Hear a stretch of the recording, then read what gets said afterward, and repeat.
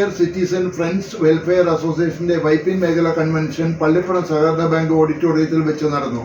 KD Preman സ്വാഗതം പറഞ്ഞ ചടങ്ങിൽ senior citizen friends welfare association Vypin മേഖല പ്രസിഡന്റ് PB സജീവൻ അധ്യക്ഷത വഹിച്ചു. സംസ്ഥാന കമ്മിറ്റി അംഗം KA വിദ്യാനന്ദൻ ചടങ്ങ് ഉദ്ഘാടനം ചെയ്തു. കർഷക സംഘം Vypin committee president Joshy master ആശംസകൾ അർപ്പിച്ചുകൊണ്ട് സംസാരിച്ചു. സെക്രട്ടറി KS രാധാകൃഷ്ണൻ റിപ്പോർട്ട് അവതരണവും ആശംസാ പ്രസംഗവും നടത്തി. സീനിയർ സിറ്റിസൺ വെൽഫെയർ അസോസിയേഷന്റെ പുതിയതായി തെരഞ്ഞെടുക്കപ്പെട്ട പ്രസിഡന്റ് ചന്ദ്രൻ നന്ദിയും പറഞ്ഞു. സർക്കാരും കേന്ദ്ര സർക്കാരിലും സംസ്ഥാന സർക്കാരിലും നമ്മുടെ ആവശ്യങ്ങൾ ഉന്നയിച്ചുകൊണ്ട് നമുക്ക് നേടിയെടുക്കാൻ നമ്മുടെ സംഘടന വഴി കഴിയണം. ഞാൻ കൂടുതലായിട്ട് പറയില്ല, എൻ്റെ കടലിലേക്ക് കിടക്കുകയാണ്. ഈ സംഘടനയുടെ അധ്യക്ഷൻ നയിക്കുന്നത് എൻ്റെ പ്രസിഡന്റ് സഖാവ് PB സജീവനാണ്. സജീവനെ ആദ്യമായിട്ട് സ്വാഗതം സംബന്ധിക്കുന്നു. ഈ കൺവെൻഷൻ ഉദ്ഘാടനം ചെയ്യുന്നത് സംസ്ഥാന കമ്മിറ്റി അംഗം ശ്രീ KA വിദ്യാനന്ദൻ. അദ്ദേഹത്തെ സംഘടനയ്ക്ക് വേണ്ടി സ്വാഗതം സംബന്ധിക്കുന്നു. കൂടാതെ ഇവിടെ പങ്കെടുക്കാൻ വേണ്ടിയിട്ടുള്ള പൊതുപ്രസ്ഥാനത്തിന്റെ അമരക്കാരൻ CPMന്റെ ഏരിയ സെക്രട്ടറി സഖാവ് AP സുമേഷ്, നമ്മുടെ സംഘടനയുടെ സെക്രട്ടറി KS രാധാകൃഷ്ണൻ, സംസ്ഥാന ജില്ലാ സെക്രട്ടറി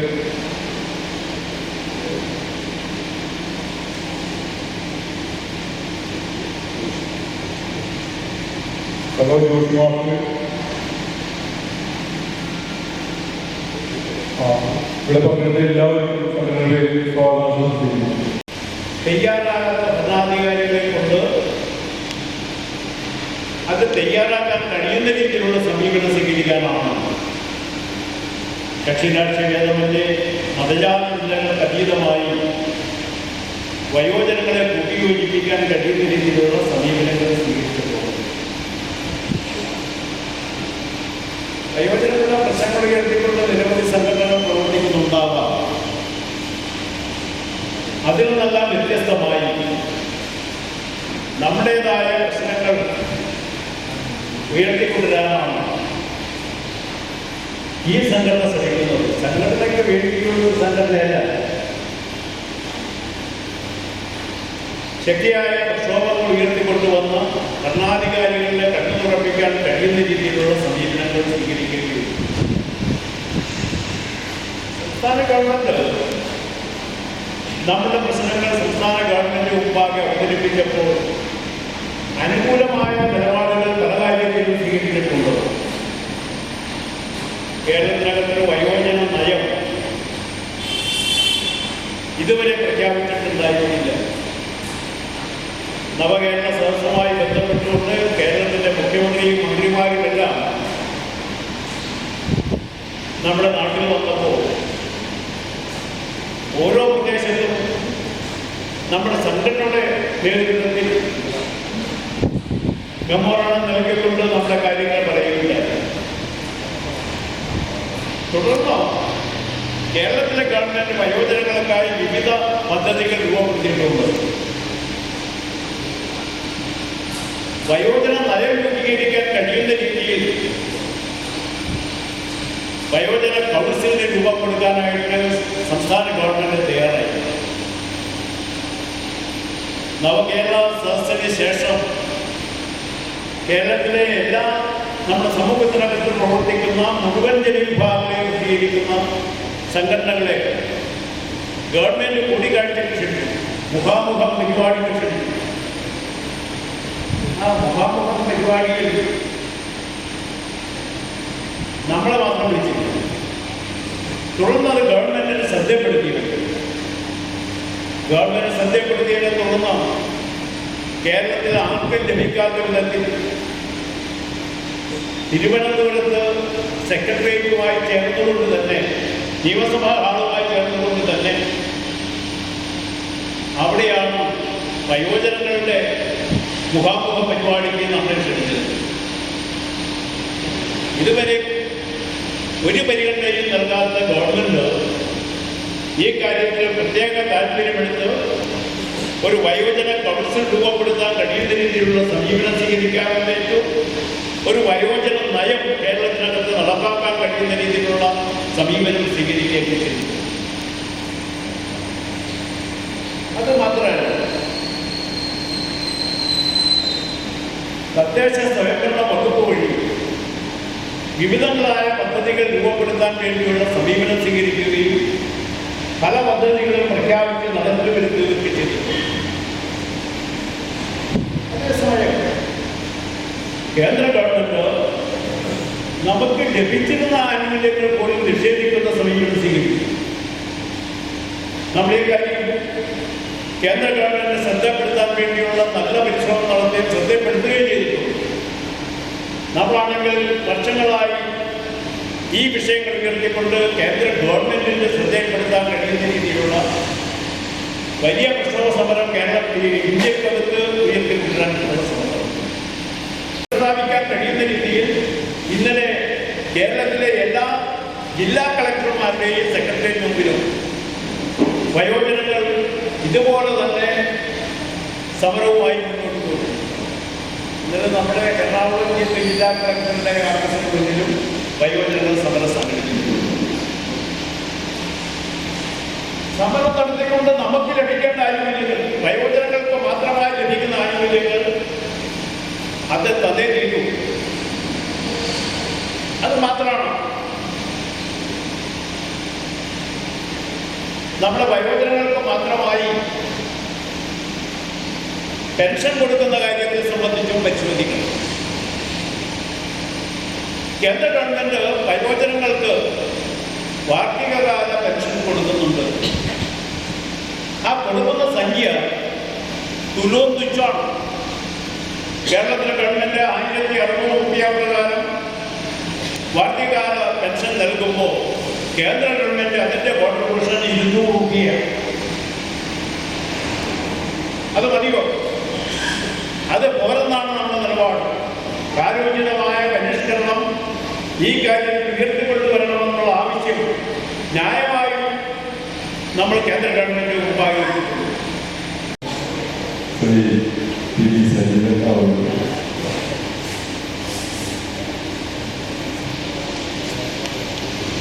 കൺവെൻഷൻ ഔപചാരികമായി ഉദ്ഘാടനം ചെയ്ത നമ്മുടെ സംഘടനയുടെ സംസ്ഥാന കമ്മിറ്റിയും ജില്ലാ ജനറൽ സെക്രട്ടറിയുമായ ശ്രീ കെ വിദ്യാർത്ഥികളോട് സ്വാഗതം ആശംസിച്ച ശ്രീ കെ ഡി പ്രേമൻ, നമ്മുടെ സമ്മേളനത്തെ അഭിവാദ്യം ചെയ്യാൻ സഹോദര സ്മാരക ട്രസ്റ്റിന്റെ സെക്രട്ടറി ആയിട്ടുള്ള പ്രൊഫസർ കെ ടി ജോഷി അവരോട്,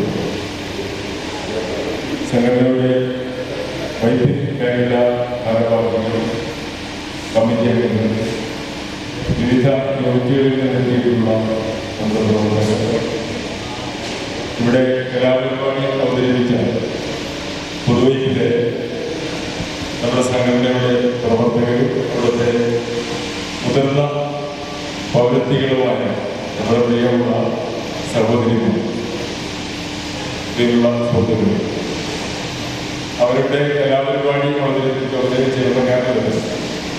ഇവിടെ നമ്മൾ ഉദ്ഘാടനം നടന്നു. പക്ഷേ നമ്മുടെ പ്രൈവറ്റ് ചാനലിൽ അവരുടെ പരിപാടി നിരന്തരമായി പ്രദർശിപ്പിച്ചുകൊണ്ടിരുന്നു. മുതിർന്ന പൗരത്വികളായ പ്രായാധിക്യമുള്ള നമ്മുടെ ഈ സഹോദരിമാർ അവതരിപ്പിച്ച ആ കലാപരിപാടി കേരളമൊട്ടാകെ ലോകമൊട്ടാകെ കണ്ടുപോകുന്നു. അതുപോലെ തന്നെ വിവിധ വേദികളിൽ അവരുടെ കലാപരിപാടികൾ അവതരിപ്പിക്കുന്നതിനുള്ള അവസരമുണ്ടായി. അതിൽ ചില ആളുകളുടെ കുറവായിട്ടുണ്ട്. ഇപ്പൊ പുതിയ ആളുകൾ ചേർത്തുകൊണ്ട് വളരെ ഭംഗിയായി കുറച്ചുകൂടി സമയം എടുത്ത് അവതരിപ്പിക്കാവുന്ന ഐറ്റംസും അവർ പ്രാക്ടീസ് ചെയ്ത് അവതരിപ്പിച്ചുകൊണ്ടിരിക്കുന്നു. എന്തായാലും ഇനിയും നമ്മുടെ വേദികളിലും മറ്റു വേദികളിലും അവരുടെ കലാപരിപാടി അവതരിപ്പിക്കുന്ന അവസരമുണ്ടാകട്ടെ. എന്തായാലും ഇവിടെ വളരെ മനോഹരമായി ചെറിയ ഒരു സമയത്ത് ആ പരിപാടി അവതരിപ്പിക്കുന്ന സന്നദ്ധത പ്രകടിപ്പിച്ചതും നന്നായിട്ട് അവതരിപ്പിക്കുകയും ചെയ്ത നിങ്ങളുടെ പ്രത്യേകം സംഘടനയ്ക്ക് വേണ്ടി അഭിനന്ദിക്കുന്നു. ഇവിടെ ഉദ്ഘാടകൻ നമ്മുടെ സംഘടന മുന്നോട്ട് വെക്കുന്ന ആവശ്യങ്ങളെ സംബന്ധിച്ചും നമ്മൾ ലക്ഷ്യമിടുന്ന പ്രവർത്തന കാര്യങ്ങളെ സംബന്ധിച്ചുമെല്ലാം ചുരുക്കിയാണെങ്കിലും കൃത്യമായി നമുക്ക് മനസ്സിലാക്കാവുന്ന രീതിയിൽ അത് വിവരിച്ചു കഴിഞ്ഞു. ഒരു കാര്യം ആലോചിക്കേണ്ടത് വൃദ്ധസദനങ്ങൾ നമ്മുടെ സമൂഹത്തിൽ ഒരു അത്യാവശ്യ ഘടകമായി മാറിക്കൊണ്ടിരിക്കുന്ന സാമൂഹ്യ സാഹചര്യമാണ് വന്നിരിക്കുന്നത്. മാതാപിതാക്കൾ അല്ലെങ്കിൽ പ്രായാധിക്യമായി കഴിഞ്ഞാൽ മനുഷ്യന് പ്രായാധിക്യമായി കഴിഞ്ഞാൽ കുടുംബത്തിൽ അവർ തുടർന്നു പോകണോ വേണ്ടേ എന്നുള്ള ആലോചനയാണ് ഇന്ന് കേരളീയ സമൂഹത്തിൽ വളരെ സമൂലമായി നടന്നുകൊണ്ടിരിക്കുന്നത്. ഇത് വളരെ ദുരന്തപൂർണമായ കുടുംബ അന്തരീക്ഷം പല കുടുംബങ്ങളിലും ഉണ്ടാക്കുന്നുണ്ട്. പല കുടുംബങ്ങളിലും കാരണം ഇപ്പോൾ പൊതുപ്രവർത്തകരും പഞ്ചായത്ത് പ്രവർത്തകരൊക്കെ ആയിട്ടുള്ളവർക്കറിയാം എന്തെല്ലാം പ്രശ്നങ്ങളാണ് ഈ പറയുന്ന വയോവൃദ്ധർ അല്ലെങ്കിൽ മുതിർന്ന പൗരന്മാർ അവരുടെ കുടുംബങ്ങളിലും പൊതുസമൂഹത്തിനിടയിൽ നേരിടുന്നത് എന്നുള്ളത് പൊതുപ്രവർത്തകർക്കറിയാവുന്നത്.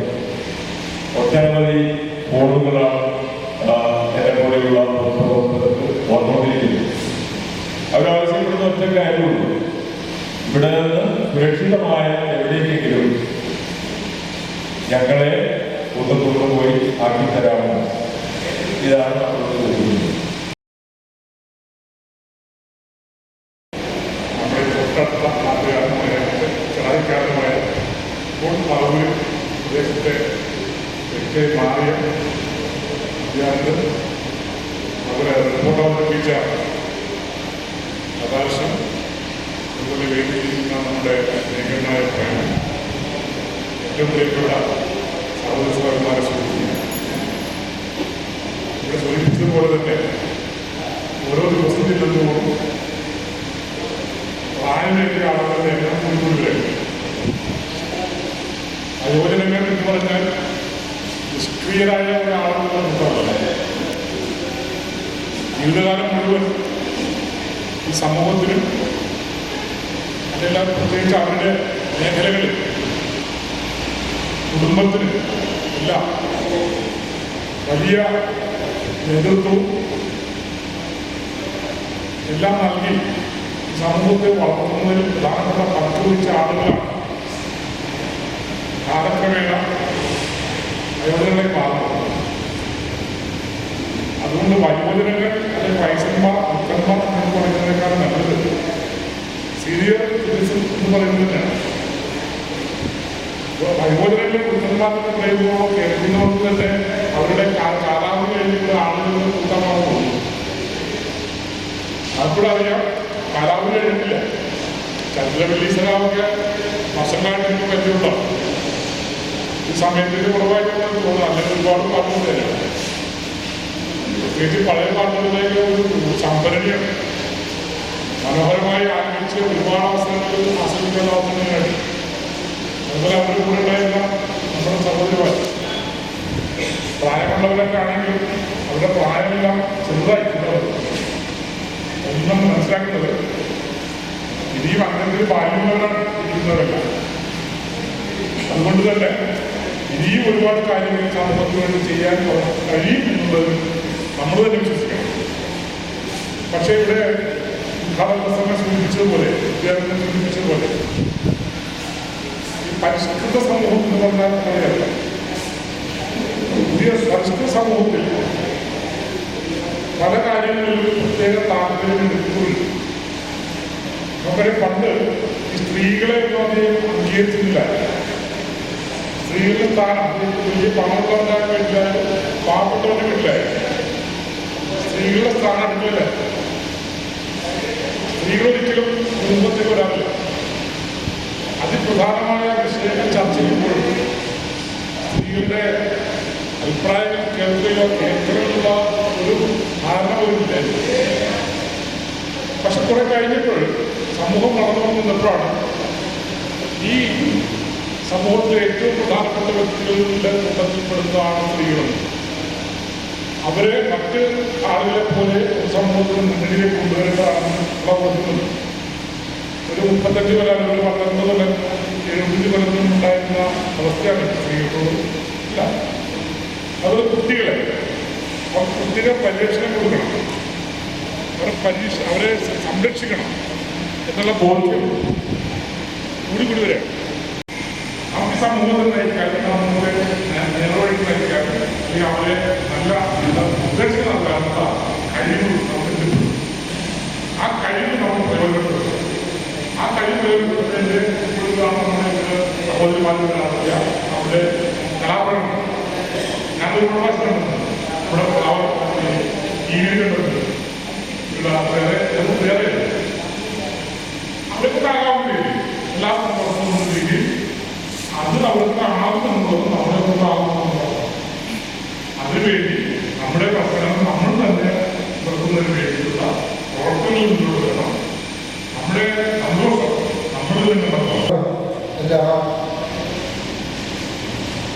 സഹപ്രവർത്തകരെ പ്രായാധിക്യമുള്ള സഹപ്രവർത്തകരെ എല്ലാവരും സ്റ്റേജിലിരിക്കുന്ന നമ്മുടെ പ്രിയങ്കരായ നേതാക്കന്മാരോട് നമ്മൾ ആദ്യം നമ്മൾ പറയേണ്ടത് നമുക്ക് ഒരുപാട് അവസ്ഥകളും കഷ്ടതകളും ദുരിതങ്ങളും എല്ലാം നമ്മളുണ്ട്. അതെല്ലാം അറിയിക്കാതെ ഷട്ടുമുണ്ടെല്ലാം അലക്കി തേച്ച് മിടുക്കന്മാരായിട്ട് സമൂഹത്തിൽ നടക്കുന്നവരായിട്ടാണ് നമ്മൾ കാണുന്നത്. പക്ഷെ അവരുടെ എല്ലാം മനസ്സ് ഒട്ടനവധി കഷ്ടതകളും ദുരിതങ്ങളും ഒരു നേരത്തെ മരുന്ന് മേടിക്കാൻ പോലും നിർത്തിയില്ലാത്ത അവസ്ഥയിൽ മക്കളാൽ തിരസ്കരിക്കപ്പെട്ട് മനസ്സ് വേദനിച്ച് റോട്ടിലും പല സ്ഥലങ്ങളിലും പോയി വേദനയായിട്ടിരിക്കുന്ന ഒരു കാലഘട്ടത്തിലൂടെയാണ് നമ്മൾ കടന്നു പോകുന്നത്. തീർച്ചയായിട്ടും ഇതിനൊരു അറുതി വരുത്താൻ നമ്മുടെ പ്രിയങ്കരനായ മുഖ്യമന്ത്രിക്കും നമ്മുടെ ഗവൺമെന്റിനും എന്തെങ്കിലും കടുത്ത നടപടിയിലൂടെ നമ്മുടെ എല്ലാ 60 വയസ്സ് കഴിഞ്ഞ പാവങ്ങളായ നമ്മളെപ്പോലുള്ള എല്ലാവർക്കും ഗുണം കിട്ടാവുന്ന രീതിയിലുള്ള ഒരു കടുത്ത തീരുമാനം പെൻഷനായിട്ട് മാത്രമല്ല പല കാര്യങ്ങളായിട്ടും ചെയ്യേണ്ടതായിട്ടുണ്ട്. കാരണം ഇന്ന് ആ മക്കൾ 2 ജനിച്ച് ചെയ്യുമ്പോൾ നമ്മൾ പറയും നമ്മൾ രക്ഷപ്പെട്ടു, എനിക്ക് 2 ആൺമക്കളാണ്. ആൺമക്കൾ വലുതായി എങ്ങനെയും കഷ്ടപ്പാടും ദുരിതങ്ങളെല്ലാം കഴിച്ച് അവർക്ക് വലുതാക്കി കൊണ്ടിരുന്ന എനിക്ക് തൊട്ടടുത്തറിയാൻ പറ്റുന്ന 1-2 കാര്യങ്ങൾ ഞാൻ പറഞ്ഞു. എനിക്കല്ല 2 കുട്ടികളാണ്, അതിനൊരു ആവശ്യമില്ല, ഒരാളെ കല്യാണം കഴിച്ചു. പക്ഷേ എനിക്ക് അടുത്തുള്ള 2 കൂട്ടുകാരുടെ ആൺമക്കൾ അവരെ പ്രിയവീരന്മാരെ പോലെ വളർത്തി വലുതാക്കി പഠിച്ച് വലുതാക്കി കൊണ്ടുവന്നിട്ട് വിവാഹം കഴിച്ചു കൊടുത്ത ആ ആഴ്ച തന്നെ നമുക്ക് മാറി താമസിക്കാം എന്നുള്ളൊരു ചിന്ത ഭാര്യയ്ക്കും ഭർത്താവിനും വരെയാണ്. ഇപ്പോൾ വേണോ, ഇപ്പോൾ ഒരാഴ്ചയിലേക്കുള്ളൂ, നമുക്ക് മാറി കൂടെ താമസിക്കുന്നതിനാ നമുക്ക് മാറി താമസിക്കാം. അപ്പം എൻ്റെ കൂട്ടുകാരനെ താമസിക്കുന്ന സ്ഥലത്തിൻ്റെ തൊട്ടടുത്ത് 12 സെന്റ് സ്ഥലങ്ങളുണ്ട്. നിങ്ങൾ ഞങ്ങൾ മാറണമെന്ന് പറഞ്ഞപ്പോൾ അവർ പറഞ്ഞു നിങ്ങൾ മാറണ്ട, ജയിയുടെ ഫ്രണ്ടിൽ തന്നെ 12 സെന്റ് സ്ഥലമുണ്ട്, അവിടെ നിങ്ങൾ വീട് വെച്ചോ, അവിടെ താമസിച്ചോ. ഇല്ല, അവിടെ വെച്ചിട്ട് അവിടെ എന്തോ പറയണില്ല. അപ്പൊ അവർ പറയുന്ന കാര്യം എന്താണ്, അവിടെ വീട് വെച്ചാൽ ഇവിടെ കടന്നുമരം കാണും, മകലെ കാണിൽ പോയാൽ പിന്നെ കടന്നുമരം കാണില്ല. ഈ ആദ്യമുള്ള കുരുട്ടുബുദ്ധികളായ നമ്മുടെ പൊന്മക്കളാണ് നമ്മളുണ്ടായിക്കൊണ്ടിരിക്കുന്നത്. അപ്പൊ ഇത് എല്ലാവർക്കും എന്നും ഉണ്ടായിക്കൊണ്ടിരിക്കും. പക്ഷേ നമ്മുടെ ഗവൺമെന്റ്, നമ്മുടെ നിലനിൽക്കുന്ന ഗവൺമെന്റ് തീർച്ചയായിട്ടും ഒരുപാട് കഷ്ടതകളും ഇല്ലായ്മകളും ഒക്കെ പറഞ്ഞ് ദുരിതനുഭവിച്ച് മുന്നോട്ട് പോകുന്ന ഒരു മുഖ്യമന്ത്രിനെ ചീത്ത പറയാത്ത ഒരാൾക്കാരും ഇവിടെ ഇല്ല. കാരണം എന്താണ്, എല്ലാ കാര്യങ്ങളും നല്ല രീതിയിൽ ചെയ്യുന്നതുകൊണ്ട് അദ്ദേഹത്തിന് എന്തെങ്കിലും കുറ്റം പറയുന്നത്.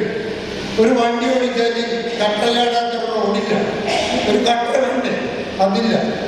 പാലാണെങ്കിൽ ചെന്നപ്പോൾ തന്നെ കടക്കെടുത്തപ്പോഴത്തേക്ക് പോകാം, അതൊരു കാര്യമാണ്. ഇങ്ങനെ ലോകം മുഴുവൻ കേരളം മുഴുവൻ നല്ല നല്ല കാര്യങ്ങൾ ചെയ്ത മുഖ്യമന്ത്രിയുടെ ചീത്ത കൊണ്ട് അഭിഷേകം ചെയ്യുന്നൊരു കാലഘട്ടമാണ്. നമ്മൾ ഈ അടുത്ത കാലത്ത് ഒരുപാട് അനുഭവത്തിലുള്ള 2-3 ലക്ഷം 3 ലക്ഷത്തിനൊക്കെ ഭൂരിപക്ഷത്തിന് ജയിപ്പിച്ച കിട്ടാൻ നമ്മുടെ നല്ല മക്കളാണ് നമ്മൾക്ക് ഈ കേരളത്തിലുള്ളത്.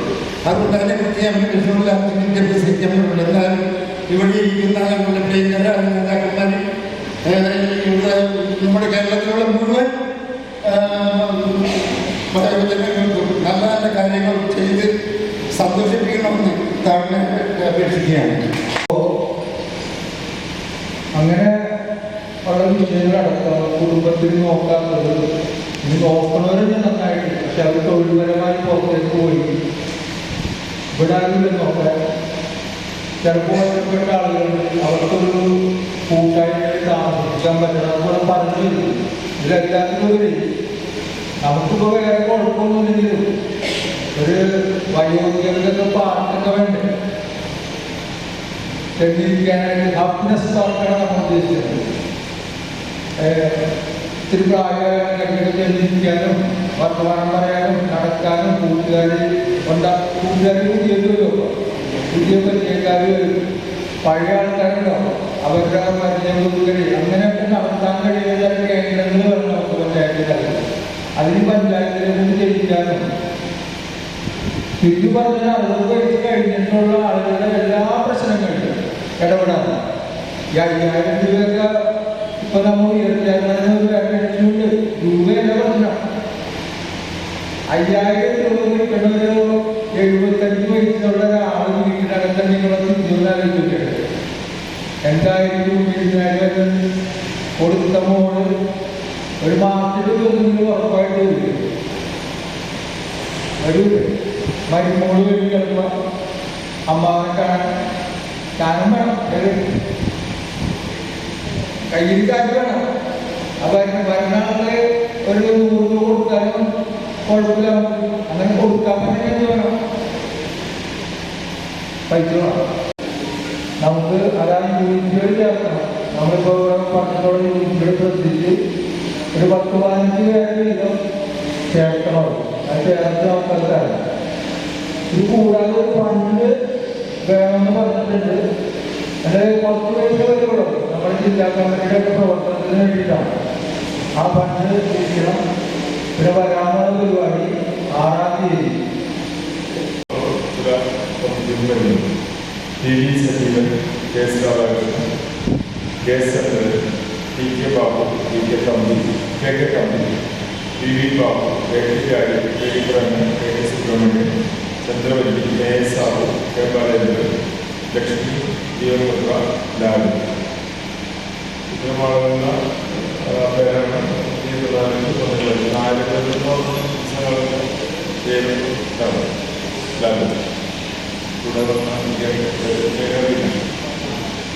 എന്താ പേര്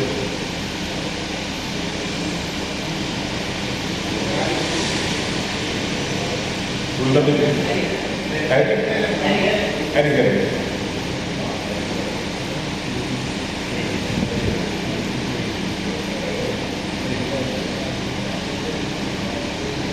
അനുകരണം ഇത്തരം ആളുകൾക്ക് ഇത് എന്തെങ്കിലും ഭേദഗതികളോ വ്യത്യാസങ്ങളോ ഉണ്ടെങ്കിൽ നിങ്ങൾക്ക് നിർദ്ദേശിക്കാം. അതല്ലെങ്കിൽ ഇത് അംഗീകരിച്ച് അഭ്യർത്ഥിക്കും. കമ്മിറ്റി അംഗീകരിച്ച് കഴിയും. ഇനി ആ കമ്മിറ്റിയിൽ നിന്ന് പലവർഗ്ഗ അറിയിക്കേണ്ടതായുള്ളൂ. അതിലെ പ്രസിഡന്റ് കെ.എസ്. ചന്ദ്രൻ, പുള്ളിയിൽ നിന്നുള്ള കെ.എസ്. ചന്ദ്രൻ പ്രസിഡന്റ്. വൈസ് പ്രസിഡന്റുമാരി K S. Radhakrishnan, കുളമ്പുള്ള.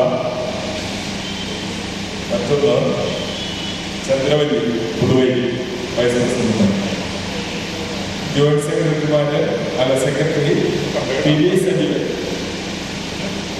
Sajeevan secretary. Joint secretary ഒന്ന് ടി.കെ. ബാബു, മറ്റൊന്ന് കെ.ഡി. പ്രേമൻ. ഇതാണ് ഭാരവാഹികളുടെ പേര്. വായിച്ച ഭാരവാഹികൾ മറ്റുള്ളവർക്ക്